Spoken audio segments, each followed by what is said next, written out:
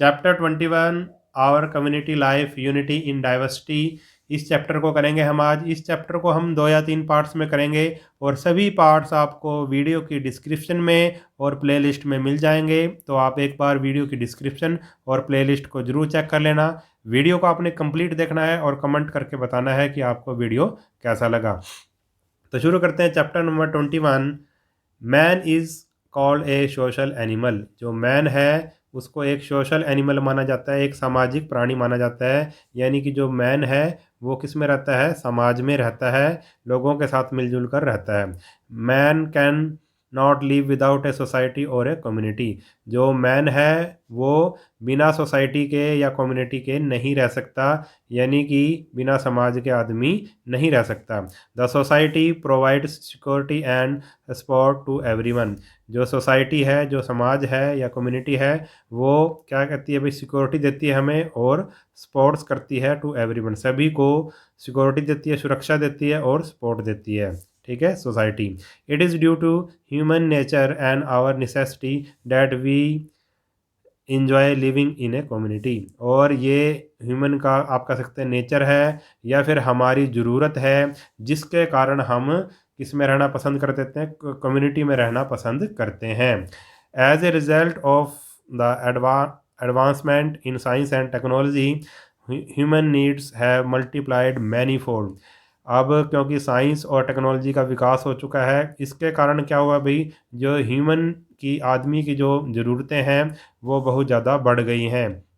The people living in the villages comparatively lead a simple life then those who resides in cities. ऐसे लोग जो गांव में रहते हैं उनकी लाइफ शहर में रहने वाले लोगों की लाइफ की तुलना में कुछ सिंपल है। As a result their requirement are different from one another. इसीलिए उनकी जो रिक्वायरमेंट है वो अलग अलग है। शहर में रहने वालों की रिक्वायरमेंट अलग होती है, गांव में रहने वालों की रिक्वायरमेंट अलग होती है। In short, needs, requirement, and necessities of human beings compel them to live together and extend mutual cooperations। अब क्या हुआ भाई, इसलिए क्या भाई, जो भी हमारी नीड्स हैं, रिक्वायरमेंट है या नेसेसिटीज़ हैं ह्यूमन बींग्स की, उसने ह्यूमन बींग्स को इकट्ठा रहने के लिए मजबूर कर दिया और जिससे आपसी सहयोग बढ़ा। ठीक है, इकट्ठा रहेंगे तो एक दूसरे की वो मदद भी करेंगे। This is called community life, और इसी को हम कम्युनिटी लाइफ कहते हैं। कि जो जब आदमी एक दूसरे के साथ समाज में इकट्ठा रहते हैं तो एक दूसरे की हेल्प भी करते हैं, एक दूसरे की ज़रूरत भी पड़ती है। इसी को हम कम्युनिटी लाइफ बोलते हैं। आगे है कम्युनिटी एंड इंटरडिपेंडेंस। जो कम्युनिटी है वो एक दूसरे पर इंटरडिपेंड करती है। देखो कैसे हम पढ़ते हैं इसको। The community in which we live comprises of the family, the school and the neighbourhood. जो कम्युनिटी है, जिस समाज में हम रहते हैं, उसमें क्या होता है भाई, फैमिली होती है, हमारा परिवार होता है, स्कूल होता है और हमारा आस पड़ोस होता है। ठीक है, ये सभी मिलकर क्या बनाते हैं भाई, कम्युनिटी बनाते हैं। The families living close to one another in a particular area form a neighbourhood. ऐसी फैमिलीज़ जो एक दूसरे के बहुत पास रहती हैं किसी पर्टिकुलर एरिया में, वो क्या बनाती हैं भाई, नेबरहुड बनाती हैं, आस पड़ोस बनाती हैं। जैसे कोई किसी कॉलोनी में रहता है, ठीक है, तो उसके आसपास जो घर हैं उस आदमी के, वो उसके नेबरहुड हैं, आस पड़ोस हैं। Living together help in solving various kind of problem by natural give and take. अगर जब लिविंग टुगेदर, अगर इकट्ठा रहेंगे तो इससे क्या मिलेगी, हेल्प मिलेगी। अलग अलग तरह की प्रॉब्लम को सॉल्व करने में हम एक दूसरे की मदद ले सकते हैं। ठीक है, किसी को मदद दे भी सकते हैं, मदद ले भी सकते हैं। A group of neighbourhoods comprises a village और ए सिटी। और ये आस पड़ोस मिलके, नेबरहुड आपस में मिलके क्या बनाते हैं, या तो एक विलेज बनाते हैं या फिर एक सिटी बनाते हैं, गांव या शहर। Many villages and cities together form a country. और बहुत सारे गांव और शहर मिलके क्या बना देते हैं, एक कंट्री बना देते हैं, जिसको हम देश बोलते हैं। No country in the world can meet the demands of its people independently. और कोई भी कंट्री, अपनी दुनिया की कोई भी कंट्री हो, वो अपने पीपल की डिमांड को पूरा नहीं कर सकती। अपने आप खुद अपनी पीपल की डिमांड को, लोगों की डिमांड को पूरा नहीं कर सकती। Hence every family, neighbourhood, village, city और country has to depend on one another. इसलिए हर एक फैमिली हो, नेबरहुड हो, गांव हो, सिटी, शहर हो या देश हो, उसको एक दूसरे पर डिपेंड रहना पड़ता है। इन our daily life we require the services of farmer, tailor, electrician, plumber, shopkeeper, teacher, doctor and many more specialist and skilled worker. और हमें भी अपनी जो डेली लाइफ में किस किस की ज़रूरत पड़ती है, किस किस की फार्मर की ज़रूरत पड़ती है, टेलर की, इलेक्ट्रिशियन की, प्लम्बर की, शॉपकीपर की, टीचर की, डॉक्टर की, और दूसरे जो स्पेशलिस्ट हैं या फिर कोई स्किल वर्कर है, इसकी हमें एक दूसरे के डेली लाइफ में ज़रूरत पड़ती है। The interdependence in every sphere of life promotes a feeling of togetherness, belongingness and social wellbeing.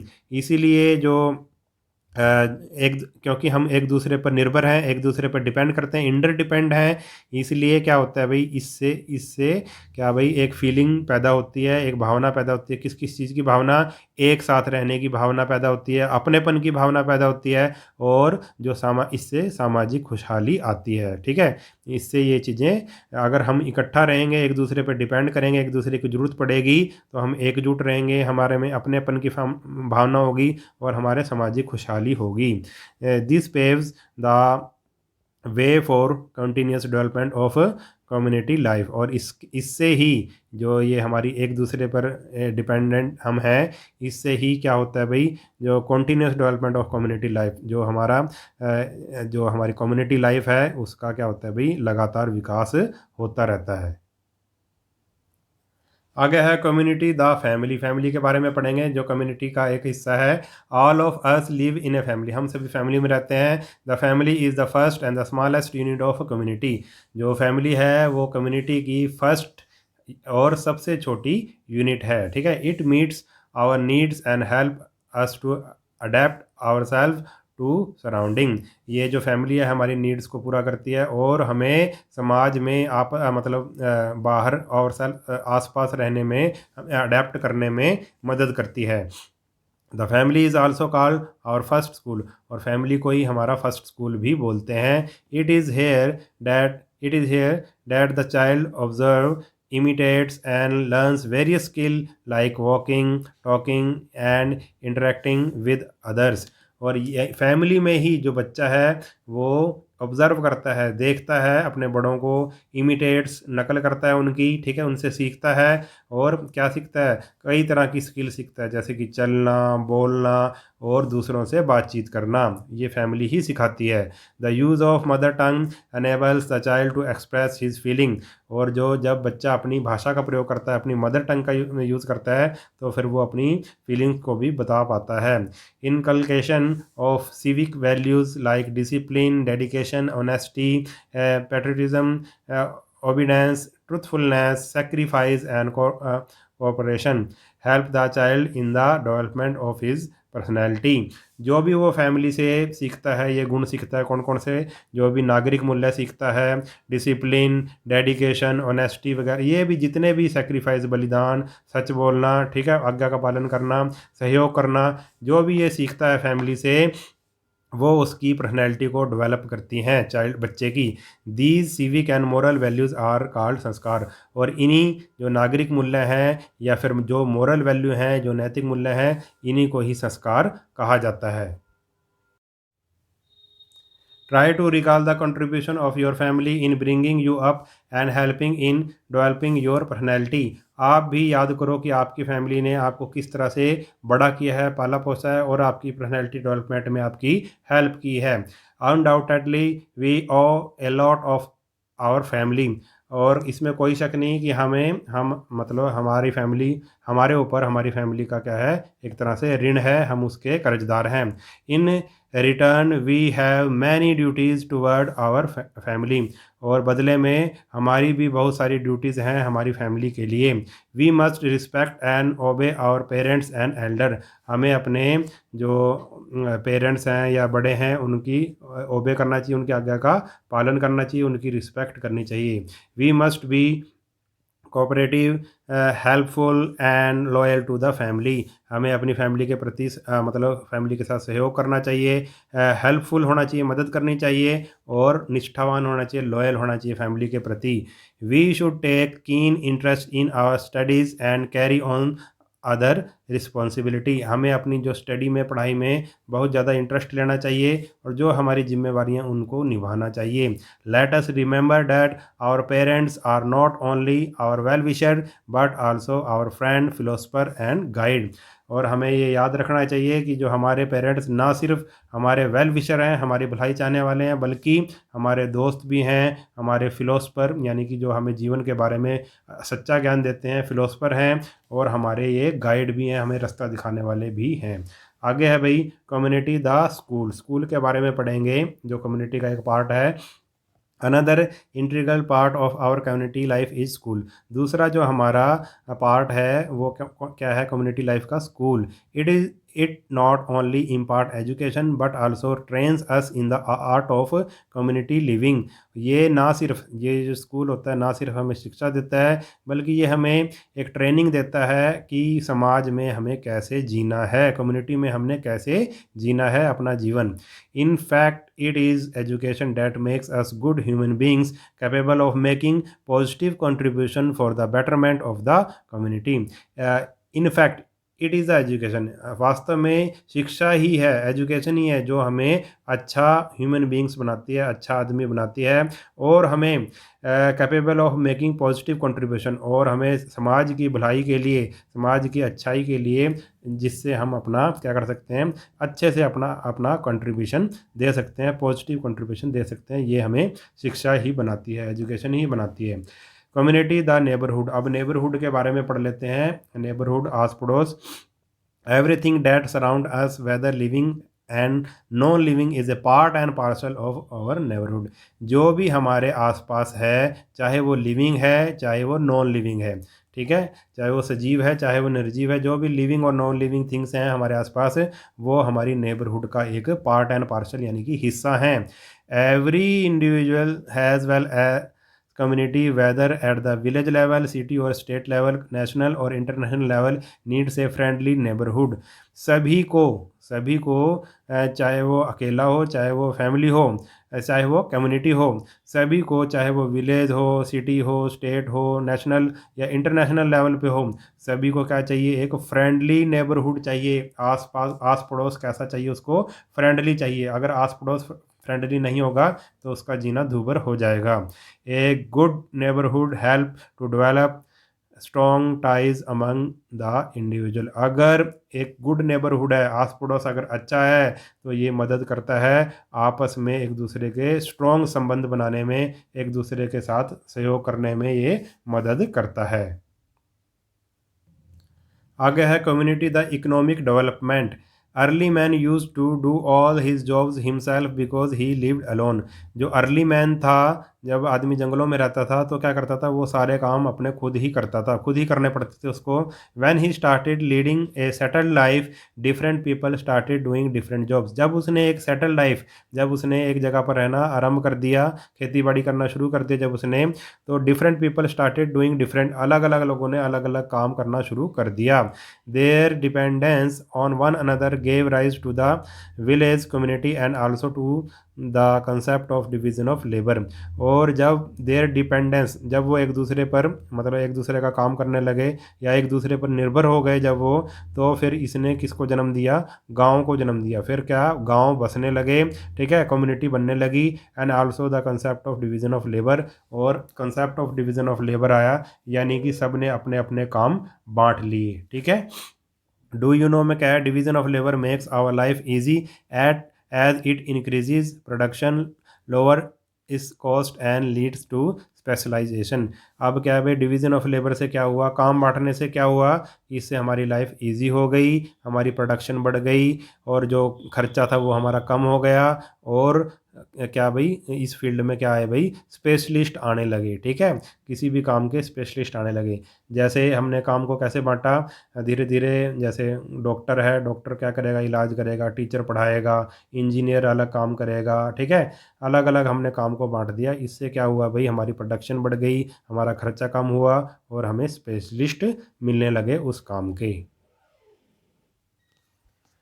Earlier the village activities were limited to hunting, fishing, cattle rearing and farming. शुरुआत में क्या था भी, जो विलेज की एक्टिविटीज़ थी, गाँव में जो रहने वाले लोग थे वो क्या करते थे, हंटिंग करते थे, शिकार करते थे, मछली पकड़ते थे, पशुओं को चराते या पालते थे, और फार्मिंग करते थे, खेती बाड़ी करते थे। The gradual increase in needs gave rise to different occupation like machinery, carpentry, weaving, tailoring, trading etcetera.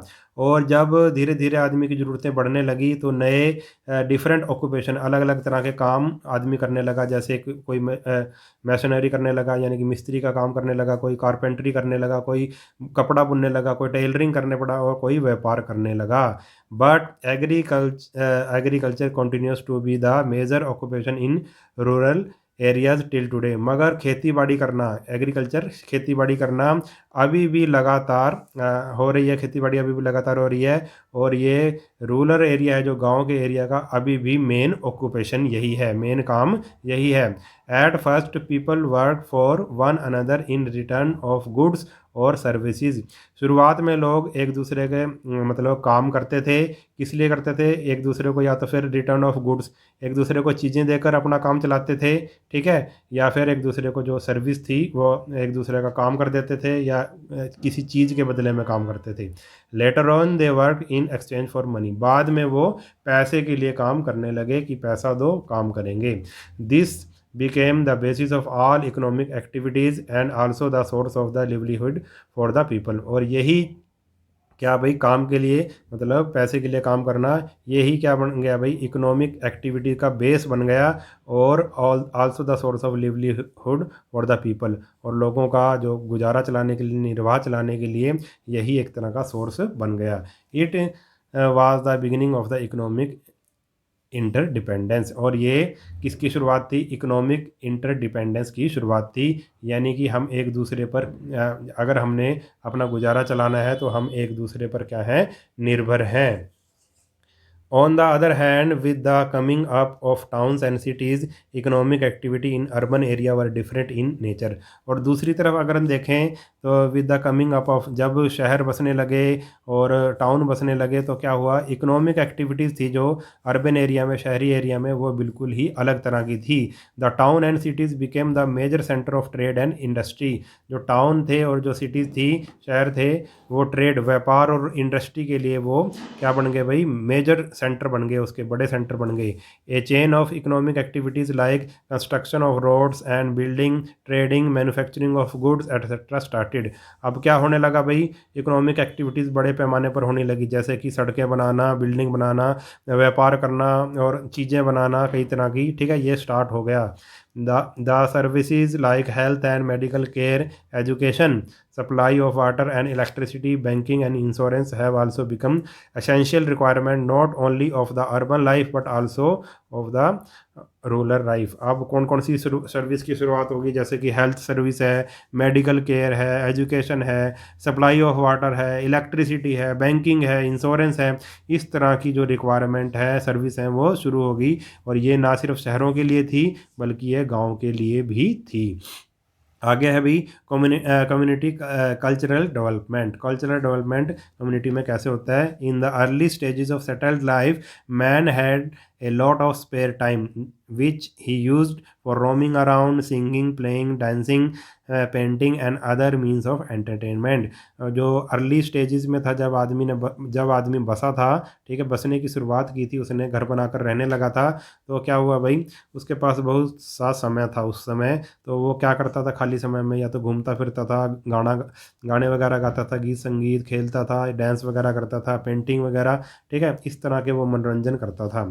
The expression and the feeling of the people living in different environment took the form of hobbies, art and craft, painting, sculpture, architecture, music, dance and literature।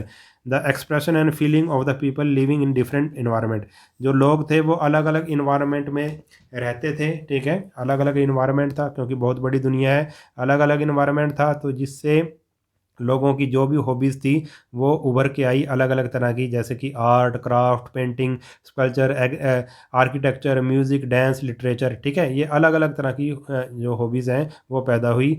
These activity kept on changing with the time and place. और ये जो activities थी ये समय के अनुसार और जगह के अनुसार चेंज होती रही, इनमें परिवर्तन होता रहा, ठीक है। जो भी एक्टिविटीज़ थी, जैसे पहले अलग तरह का म्यूज़िक होता था, अब अलग तरह का म्यूज़िक है। जैसे जैसे समय बीतता गया, पहले अलग तरह के डांस होते थे, अब अलग तरह के डांस होते हैं। ठीक है, तो जैसे जैसे समय और जगह के अनुसार इसमें चेंज होता रहा एक्टिविटीज़ में। The food habits, dresses, dance form, painting, martial art, games and sports varied from region to region. जो भी खाने पीने की आदतें हैं, कपड़ा पहनना, डांस है, पेंटिंग है, या मार्शल आर्ट है, या गेम्स हैं, स्पोर्ट्स हैं, वो वेरिड, अलग अलग जगह अलग अलग क्षेत्र में अलग अलग तरह के होते हैं। ठीक है, they were influenced by geographical and climatic condition. और ये किस पे डिपेंड करते हैं भाई? जियोग्राफिकल और क्लाइमेटिक कंडीशन, वहाँ का क्लाइमेट कैसा है, उस जगह का क्लाइमेट कैसा है, और वहाँ की जियोग्राफिकल कंडीशंस कैसी हैं, उस पर डिपेंड ये करता है। यानी कि मान लो कोई मैदान में रहता है, कोई पहाड़ में रहता है, कोई रेगिस्तानी इलाकों में रहता है, ये वहाँ की जियोग्राफिकल कंडीशंस हैं, और वहाँ का मौसम किस तरह का है, उसी अनुसार वहाँ के लोगों की हॉबीज़ और एक्टिविटीज़ हो जाती हैं। The interaction among the various communities influence the custom, belief and tradition.